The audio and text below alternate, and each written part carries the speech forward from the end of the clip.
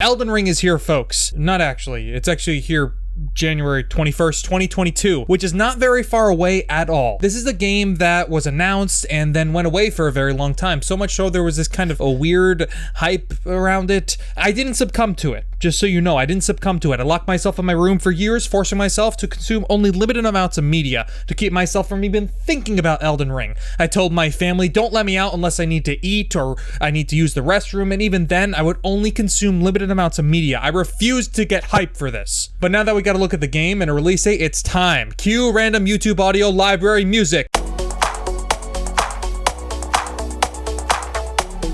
Today we're talking about none other than Elden Ring, the George R.R. Martin and Hidetaka Miyazaki collab. I said that without stuttering. Yes, that was announced and revealed, then subsequently disappeared for quite some time. There was this antsy kind of feeling amongst the community when we would see this game and what is happening with it. Well, we got a new trailer finally yesterday at the Festival of Games in the summer. Personally, when I was watching the show, I went from like, oh, they're showing some pretty cool games to Elden Ring. Oh my God, what the fuck? First, I'd like to talk about the gameplay trailer, maybe break it down a bit, and then we can get into the details on Bandai Namco's website that they have listed. I'm probably going to mix up some of the B-roll here with some Demon's Souls remake, which I know wasn't done by FromSoft, but our other option is I just keep replaying the Elden Ring trailer and nobody wants to see that, or you see my face the entire time, and nobody definitely wants to see that. Now, generally, I think the trailer itself was pretty awesome. It showed us different parts of the world, starting off with that emblazoned, is that the right word? This emblazoned, like, tree. This is shown off in multiple parts of the trailer, and this aura around it that clearly points to either it having some significant impact on the world, or being a significant location that we're going to be traveling to, and I think this is what this kind of creating this yellowish hue in the sky at times, as you can see in some of the shots. We knew for quite a bit that Elden Ring would be open world and kind of seamless, and the first indication of that is the fact that you do get a horse or a mount and can travel around these vast open expanses and ranges. You see the player character going down a valley of sorts and traveling through some forested areas. I almost forgot how to say forested. And then crossing this jagged edge cliff, and then they pass this massive creature. Something I'd thought for a while but never talked about on this channel is the idea of having this kind of Souls-like style of gameplay in an open world setting. Normally these days when I hear open world, I don't get excited anymore. I feel like a lot of them these days are fixated on giving you a massive, gorgeous open world, and they're often gorgeous and open and beautiful, but the problem is that a lot of them just have tasks that amount to grabbing things and collecting things, or killing X amount of bad guys, or liberating an outpost, finding a viewpoint that reveals more of the map. But in a Souls game, or like in a Souls-like game, I guess would be more accurate, since Elden Ring is not exactly a Souls game, it's a new IP. But that could be really kind of great. I mean, imagine tackling bosses and large enemies in whichever order you choose with an open world that's much more seamlessly interconnected than the other games. Of course, that could easily be exploited. Imagine getting into a difficult fight and then just running away before you die. So I am curious about how that works in practice, but the idea is sound, especially being able to find and tackle all the various bosses in the game right away from the beginning in any order really that you want without constraints or the constraints and shackles of the prior entries. Speaking of boss battles, there's a glimpse too of what I assume is a boss fight, and it reminded me of how incredibly busy, in a good way, FromSoft's animations have been, especially with the bosses. I also have to mention something I've seen come up quite a bit, and I do tend to agree with it, that it didn't look exactly earth-shatteringly next-gen or beautiful, like an insane graphical showcase, I mean. And while I do agree with that, I also don't think any of the games have really been that. Maybe you can argue Demon's Souls remake was kind of that, but that's not really FromSoft. But we did see a bunch of snippets of gameplay, and it looked pretty much exactly what I think myself and everyone else expected. I never knew a Souls game to be a graphical showcase of power, but their sound design has always been top-notch.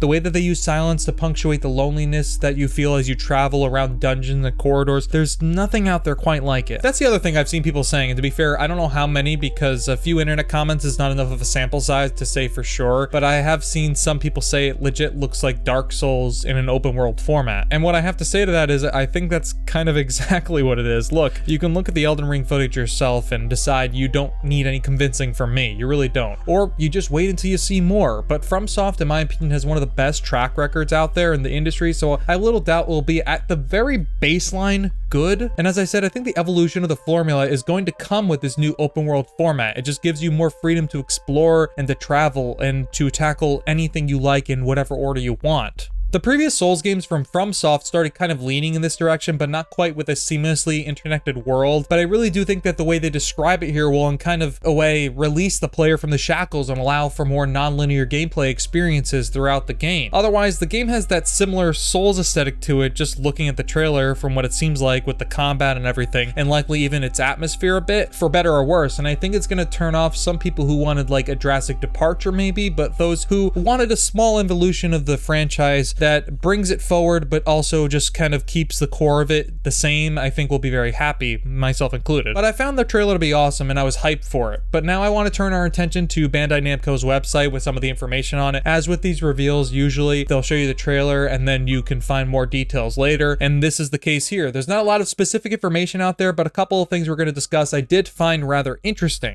First thing we're looking at is the basic description for Elden Ring. This is our first bit of an idea of what the story is going to be like, or at least what the lore is going to seem like. The Golden Order has been broken. Rise, Tarnished, and be guided by grace to brandish the power of the Elden Ring and become an Elden Lord in the lands between. In the lands between, ruled by Queen Marika, the Eternal, the Elden Ring, the source of the Erd Tree, has been shattered. Marika's offspring, demigods all, claimed the shards of the Elden Ring known as the Great Runes, and the mad taint of their newfound strength triggered a war, the Shattering.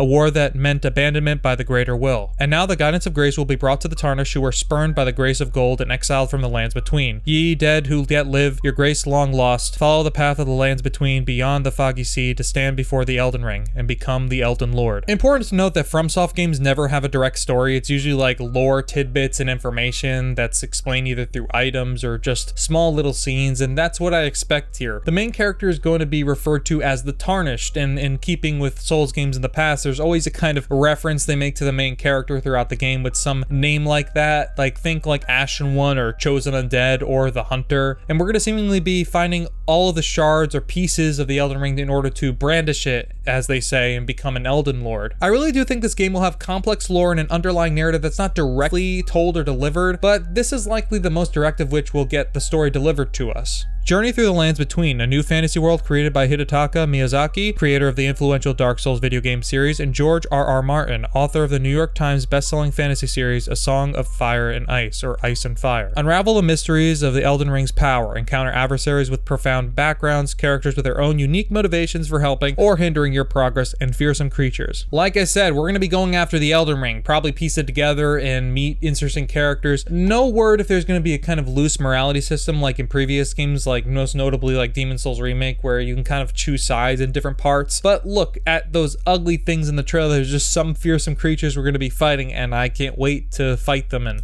be grossed out by them. Elden Ring features vast, fantastical landscapes and shadowy, complex dungeons that are connected seamlessly. This part is very important and the crux of what I think Elden Ring is going to feel like to play and what's going to be all about. Now imagine the interconnectivity of a Souls game, and now it's much more open. Instead of traveling to a dungeon via a bonfire, you can still fast travel, I would imagine, but often in other Souls titles, the dungeons could feel kind of at times disconnected from the world, where it's off to a specific corner of the map and you have to travel through these relatively linear pathways to get to it. Here, based on how they described it, is, as I've said a few times, it's going to be even more seamless and connected. I can see there like being like dungeons that kind of lead around to other sides of the map with different entrances maybe. And this next part is super important and could change the whole dynamic of how a Souls game is experienced or played in the modern age. I say modern age as if we didn't just have a Souls game or a Sekiro a couple years prior, but traverse the breathtaking world on foot or on a horseback, alone or online with other players, and fully immerse yourself in the grassy plains, suffocating swamps, spiraling mountains, foreboding castles, and other sights of grandeur on a scale never before seen in a From Software title. Let me say that again, alone or online with other players. The games have always been online. They've always had some kind of multiplayer, but it was more of a drop in anonymously, help someone conquer the area or fight a boss, and then return to your world or invade somebody's world and kill them. But it's never been full online cooperative play, and unless we're misinterpreting it, it's likely to have full online co-op. And I think it's even been confirmed by a few outlets that it's going to be full co-op. I don't know how you feel about this, but I think it kind of makes sense given the open world nature of Elden Ring. I do hope that there's no tethering and that the other player is completely autonomous in this scenario, as in they can go wherever they want to go within reason. Obviously, I don't expect the other player to be going around just starting boss battles without the host player, but to be able to travel apart from one another and not have the game pull you back in or have you load back to the other guy is just my personal hope. And the final thing I want to go over is what the site says about gameplay. Again, it's not overly specific, but we can glean a few things from it and what it does say. Create your character in FromSoftware's refined action RPG and define your playstyle by experimenting with a wide variety of weapons, magical abilities, and skills found throughout the world. Charge into battle, pick off enemies one by one using stealth, or even call upon allies for aid. Many options are at your disposal as you decide how to approach exploration and combat. And this is exactly what I mean when I said it could create kind of new gameplay opportunities with the game being more open, and it should. I do remain interested to see how they're going to handle their unapologetic approach to difficulty in the past in their games, given you can likely, probably, I would imagine, run from enemies in these vast open areas. Like, does that completely change the balance of the game world? If that happens, I don't know. Everything else is up in the air for now, and again, a lot of this is vague details and not really anything in the nitty-gritty yet, but I can't wait to see more. If it really is ready for release next January, I think over the next 6 months we're going to get tons of information on this title. Some of you may wonder, and wonder correctly, why Elden Ring has this intense hype around it despite knowing nothing about it. I mean, look at the trailer. It's got almost 1.5 million views, probably more as of the recording of this video. I think it's a mixture of a bunch of things. FromSoftware has a pretty great track record with releases, at least as far as I'm concerned, with each Soulsborne Sekiro game being at their baseline good, objectively. That's definitely one part of it. Then you add George R.R. Martin into the mix, and he's an acclaimed author, so then you have Miyazaki, who's likely is the reason the Souls games are an unmitigated success, or as an unmitigated success as they are. And Martin, again, who is a legendary author, come together to create a new world, plus FromSoftware's excellent track record, again, of releases, and it's not surprising why there was this intense hype around Elden Ring, or whatever it was going to be, or end up being. Anyway, folks, that's all I have today. I'm sure we will either learn more about Elden Ring in the next few weeks or months, or maybe even a week from now, who knows. Until then, it's real, folks. It's real, and it's coming soon. Let me know what you think in the comments down below, and make sure to give that video a like if you liked it, give it a dislike if you didn't like it, and subscribe if you really, really did like the content. I'll talk to you all soon, and I love you all. Maybe.